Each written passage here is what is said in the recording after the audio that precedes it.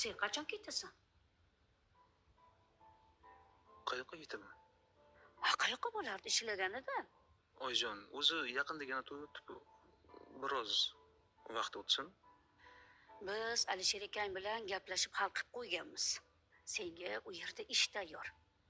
Yana fikring o'zgarib qolmadimi, a? Yo'q, fikrim o'zgargani yo'q. Ketaman, lekin haligi To'yni zo'r qilib o'tkazdik. Lekin yaxshigina qarzan bo'lib qoldik-da. Bu yoqda mashinani to'lovi bor. Qolaversa kelinni kontrakti bor.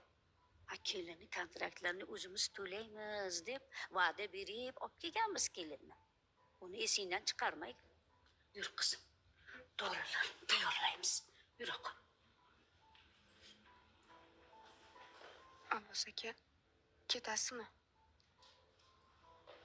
Qayerga? ishlagani chet elga. Nimaga axir? Men-chi? Nimagaligini hozir eshitdingmi? Qarz, kredit. Keyin seni o'qitamiz deb oldik. Kontraktlaringni to'lash kerak.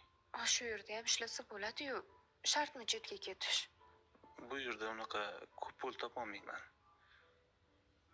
Shu sabab. Bu haqda menga aytmagandingiz-ku. Aytsam biror nima o'zgararmidi?